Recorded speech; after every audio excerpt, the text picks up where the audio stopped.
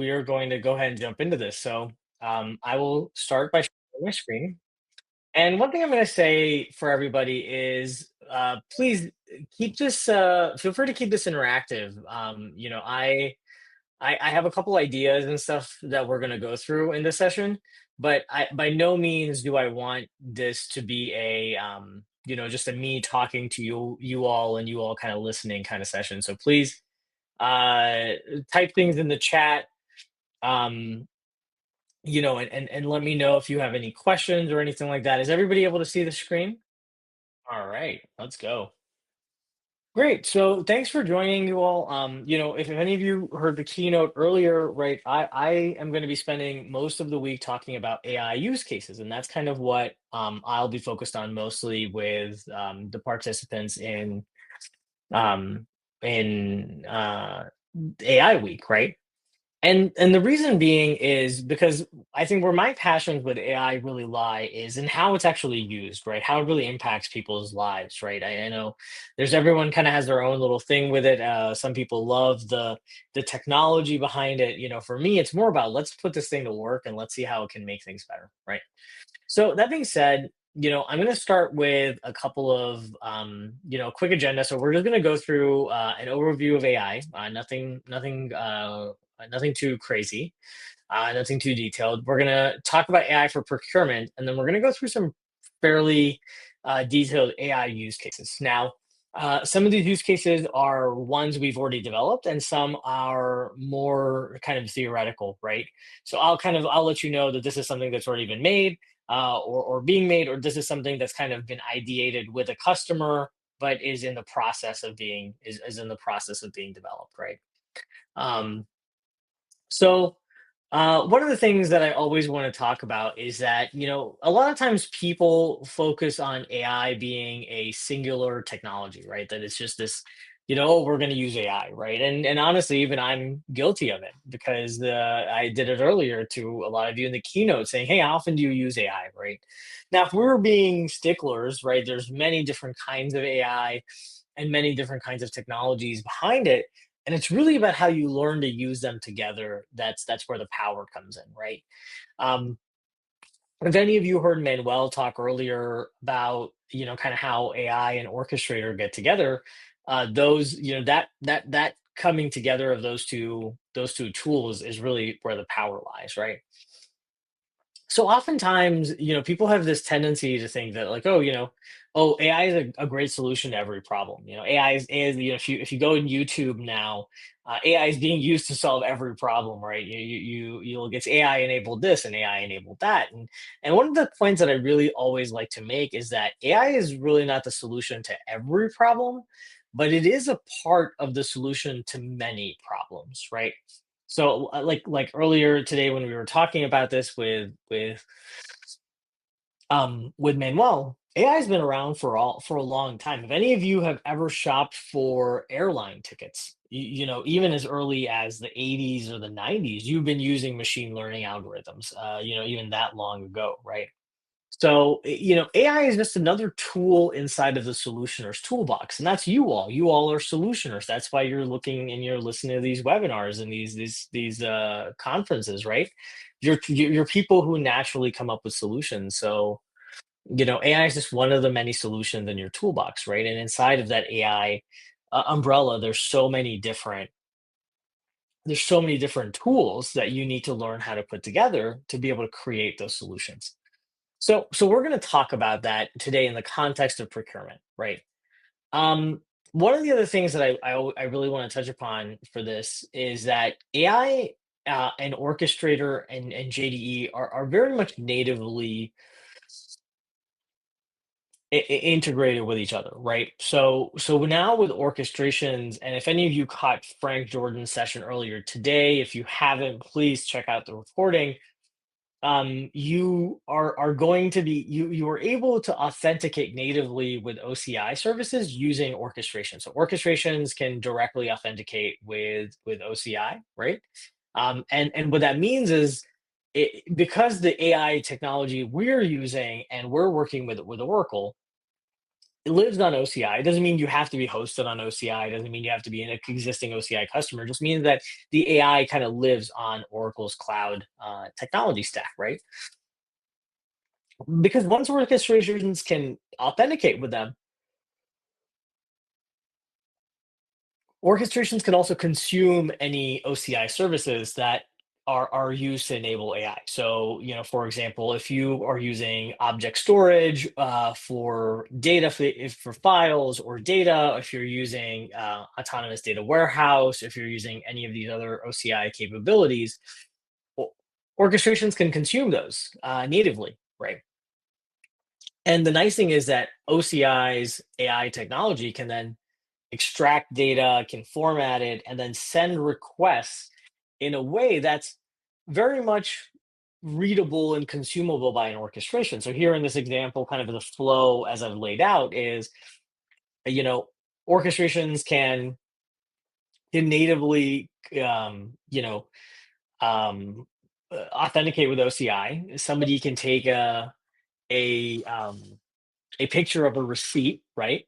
That can be sent to an OCI service, right, which is the document understanding service. Document understanding can read through that service and return back to the orchestration saying, "Hey, these are the data points that I need you to be aware of that need to go in," and then orchestration can then enter that into JD Edwards as an expense report, right? So you can kind of see how Orchestrator, JD Edwards, and OCI really um, are coupled together as part of this, right? They're all multiple pieces of the puzzle. They're not different pieces. They're all they all fit together. So one of the things we'll talk about is all of the different types of AI, right? And again, at any point, if you all have any questions, please type them in the chat. Once we get to the use cases section, I would love to hear people's thoughts around this, or if you have any other use cases that you've come up with, or you've seen, or you've thought about that you'd like to talk through here as a group, right? Um, so the reason I want to talk about the types of AI is because it's really important because not every type of AI really fits with every kind of functional area for solutioning. So if you think about something like augmented and virtual reality, this fits really well into other areas like sales orders and inventory and picking and manufacturing, but doesn't really fit as nicely into procurement, right? Same thing with like robotics. So, there's many different types of AI. We're going to be focusing on ones in this session that fit for procurement. So for that, that's going to be mostly these guys right here, which is around machine learning, predictive analytics, digital assistants, and computer vision. So you'll hear me call these different names throughout. So sometimes you'll hear me call computer vision document vision or document understanding. Those are essentially similar things. They're essentially the same thing. You'll also hear me sometimes say machine learning and data science, predictive analytics at the same time, right? So those two kind of end up being a little bit more interchangeable when it comes to functional applications, right? And then digital assistants and natural language processing. So anytime you hear me say the word agent, or you hear me use the new buzzword agentic, right?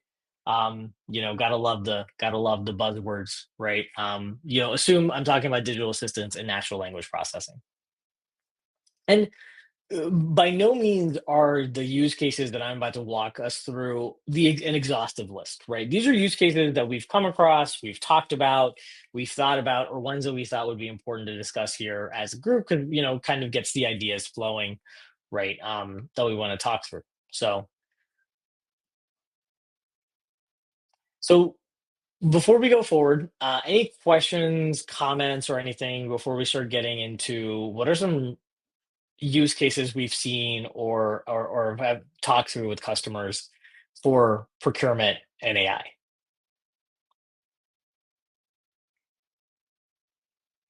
Okay. And please, like I said, feel free to type in the chat. Would love to hear comments or questions. So this is probably okay. Sure, sure, sure. And as they come,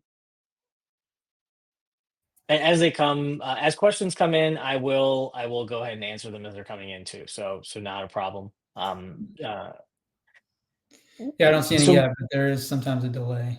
So we'll see. oh, okay, cool. Thanks, Scott. Um, So one of the use cases, and this is actually my favorite one because it's really straightforward and very very it's actually quite simple to do. It's one of the ones where we talk about with quick wins because once we have the base foundation of this made, it's very easy to expand this out to other areas, right? So this is one of the use cases where you can actually take purchase order documents, or you can take invoice documents, or you can really take contract documents, upload them into an analysis tool, get them over to an OCI service, right? Like we have computer visions, and so essentially what happens is the computer vision agent runs through it, extracts information from that contract or that purchase order document, or that order form document, right? That you may need to create a PO for, and what it'll do is it can actually enter in service billing or purchase order information right into JD Edwards for you, right? It sends that to an orchestration. An orchestration receives that data and enters that right into E1. And so if you think about this, like normally, rather than having to have a human being look at the document or look at a contract or read through a contract or read through an order form, you would just be able to take an order form, you drop it somewhere, an agent reads through it, it's able to pick up your vendor number. It knows that that vendor number is this address number because it knows to go look that up. It knows that this item is this item number. It knows to go look that up, right? And the way that these things know is that it's because it's not that it just knows these natively, right? We've taught it these things. We've taught the AI agent these things. We've taught it that when it sees this contextual information to go look at this other information. And the nice thing is that as we teach it, it learns these things, right? So we use these reusable, essentially services or bits of skills that we can kind of reuse at multiple places, and it just allows us to expand that onto kind of expand that. So that's what I mean when I say, once you create a base foundation for it, it's really easy to go expand that to somewhere else. So like for example with this, we first created a base foundation for it to understand sales order documents, right? Or form type documents. And then once it kind of learns to extract things like address book information or anything else, you can reuse those skills to in other places. So this is actually one of our more common use cases when we come across this. Is part of what we like to do when we stage these and when we talk to customers. This is a really good quick win kind of example, right? Because it's easy to roll out. Um, Another use case that I think is really really cool. We did this a while back for a customer. Um, and it's unfortunately it's a bit proprietary, so we can't share too much of it. But I'd love to be, have to do it, get a chance to do it again, which is capturing images of product that you receive on a receiving dock, and then using anomaly detection and computer vision to determine if there's any quality, criteria or quality issues with that product, right? So computer vision has gotten very good to the point where it can detect anomalies in physical goods, at a fairly detailed level. Right now, I'm not going to say that it's going to be able to distinguish between, you know, um, 3 millimeters and 3.5 millimeters, right? So if you need calipers, you probably are still going to need some calipers.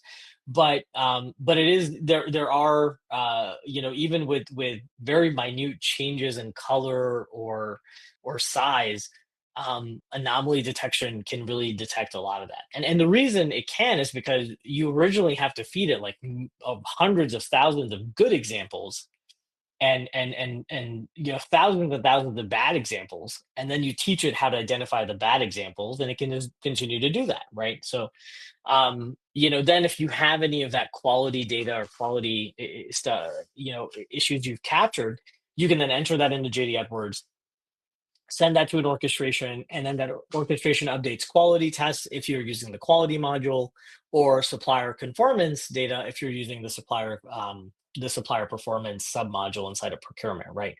And one of the things you'll notice as we're going through these is, within any sort of AI solution, there's always this possibility of drift hallucination or non-recognition, right? Just like a human, it's capable of making mistakes or sometimes just not identifying something, right? Not to put it, I guess, colloquially, but sometimes AI can have a brain fart, right? So, the more data and the better data you feed it, the less likely that is to happen. But it still happens because it can come across what would be like a very like anomaly type situation. And for any of those, what you'll notice is we always build in sort of an exception review or a correction process or correction queue because that's very important. And it's important for two reasons. One, um, you want to make sure that for where the AI has drift and has non-recognition, that a human being is involved, right? Number two is we want to create pathways for the human to provide feedback back to the AI algorithms so that they can improve, right? And those are two very important things. So you'll notice that that pattern will be in almost every use case we talk about. We always want to have that pattern for exception handling and correction. Um, Now we're going to go through some of the more agentic, agent-based solutions, right? So one of these are again ones. This one we have not yet fully created, but it's one where because we've created our sales agent, we've created our finance agent.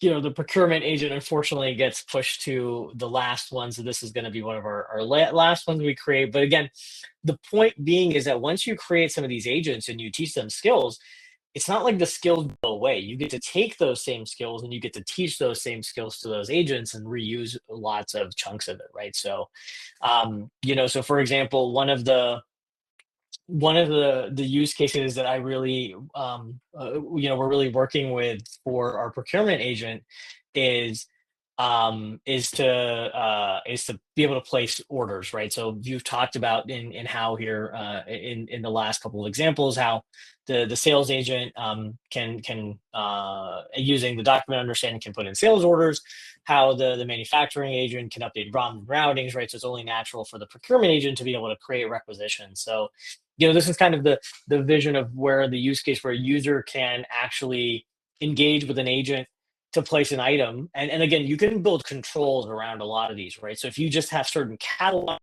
you want users to place items with, the agent can look through those catalogs, find those items.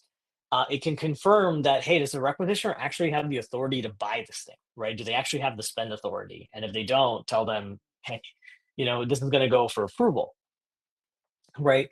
And then if the agent is able to do it, it confirms everything. It's very simple to get the agent to take that information from the conversation of the user, extract the context of item number, vendor, things like that, and enter the requisition into JD Edwards, right?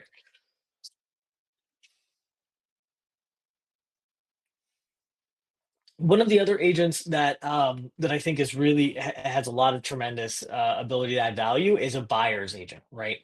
And the reason I think a buyer's agent is important is because as buyers, and I've worked with many a buyer in my clients and during my time as a distribution consultant, right? Buyers are always trying to stay on top of their orders. They're always trying to figure out what's coming in now, what's going to come in next week, what's coming in sooner, what can I expedite, what do I have to push out, right? They're always trying to stay on top of their orders, right? So the idea behind this agent is that it can relieve a lot of the manual work that comes with that updating and upkeep of information in the orders, right? So in this example, if a buyer engages with an agent to ask questions about a delivery date, the agent can be taught to go to like Estee carrier's delivery tracking API, get an update, and update that delivery date for the buyer, right?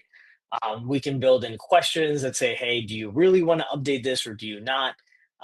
In this world of APIs, it's very straightforward to do this, right? Similar to consuming an OCI service, OCI or orchestrations can consume, a third-party API as well, right?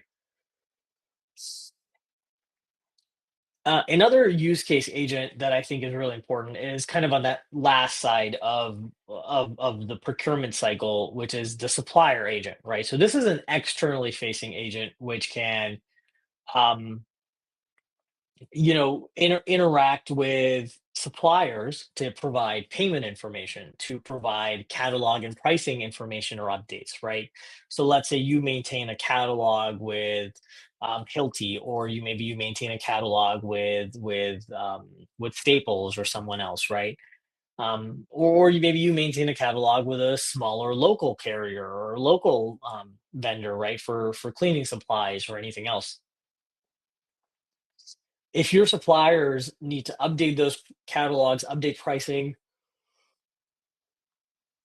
add items to those catalogs, we have agents that can um, interact with a supplier to do that, and then update any of those information. Now, the reason I like this, because you're wondering, why do I want to make it easier for my interaction with suppliers, right? And then there's two reasons. One, you free up your buyer's time. That's the main important thing, is freeing up their time, right? Suppliers have a natural relationship with buyers in AP. When they have questions, they're calling those people and they're eating up their time. Now, that doesn't mean we don't want them to talk to each other. We just want to see, can we drive those groups to have more value add conversations rather than conversations on, hey, your AP department hasn't released payment on this yet. Can you push on your end, right? Or something along the lines of, hey, I've got a catalog that updates. Can I send an Excel file to your IT team, right? Those things we can move off of the human beings plate and move on to the robots plate or the interns plate, right? And the other reason I really like this use case is because it gives an opportunity for us to be proactive about information from the supplier, right? So one of the things I put in here is that the agent can then ask the supplier for updates on delayed orders, right? So and then update the delivery date on those orders. The last couple of use cases I'm going to talk around are all around predictive understanding. And these are really cool and some of my favorite ones. And I think the ones that apply the most to the procurement area, because it's a lot about understanding and analyzing procurement data, right? So, we talked a lot about master data, and I think this one is a really important one where you can utilize AI tools to identify master data updates, right? Where we can create an anomaly detection and pattern recognition agent, which can analyze delivery data. It can then identify any outdated or incorrect reorder points or lead times. It can provide those as recommendations to the buyer, and then the buyer can accept those, and then an orchestration will update those for your users, essentially allowing you to keep algorithmically probabilistic driven lead times and reorder points, right?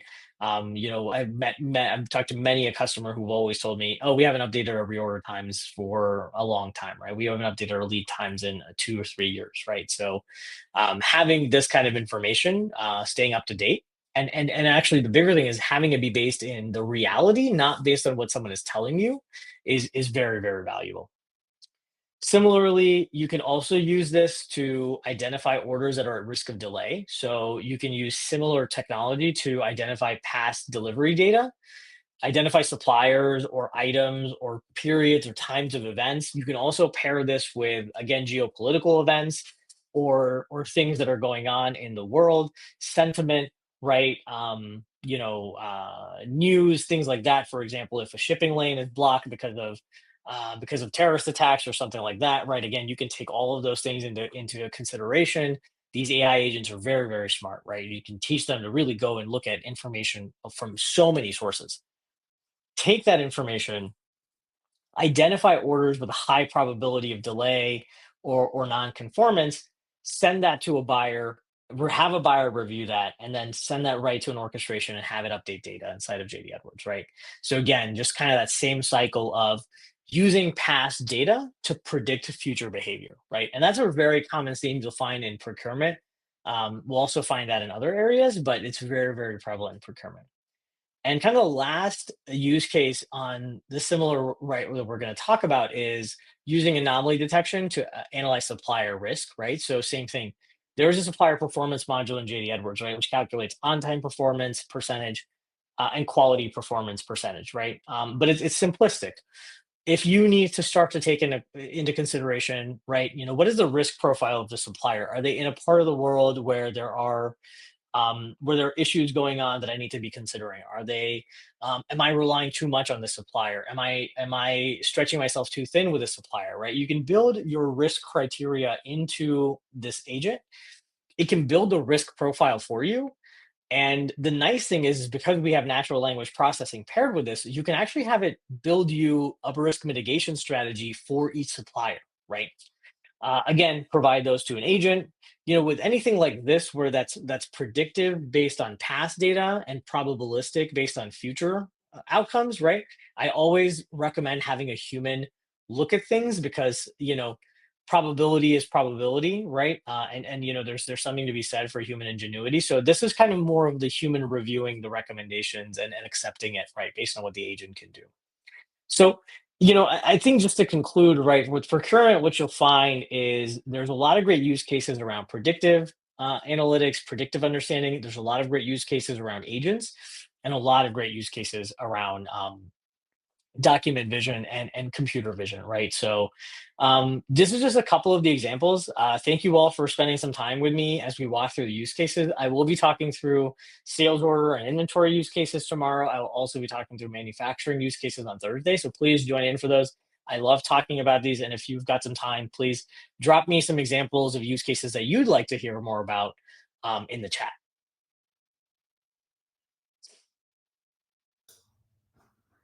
And happy AI week.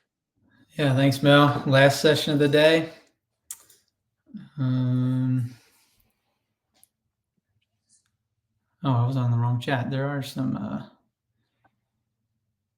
Okay, never mind. Those are all just people talking about how they can hear you. Give it one more minute, see if anybody has anything. Yeah. What did I you guys think believe of the use even cases? after we. Did you guys think we were there any use cases we were hoping to see that you didn't? Or any ones that you weren't really expecting to see and you were like, whoa, I didn't even think that would be a use case. Or you're just like, Mo, it's 5 p.m. on a Friday on a Tuesday, and I just want to go hang out with my family and go to the gym. Which is a totally acceptable answer, by the way. You don't feel like that's not. I did put a poll out there. I don't know if you saw that, Mel. It was oh, now it's not loading for me. Oh, nice. Uh, No, no, do that's you why have I'm any here. I like procurement that. use I like that. cases? Mine's not loading. I don't know. I guess you're able to see it. Yeah, I see it. That's pretty funny. I like the last option. No, that's why I'm here. Well, I hope you guys, all of you guys who voted no, that's why I'm here. You got something out of it. Right. Very cool. Well, thank you, everybody. I'm going to stick around for a few minutes in case anybody has questions. Thank you all for joining us. Feel free to drop off. Enjoy the rest of your evening today, and we will see you tomorrow for more AI jam-packed sessions.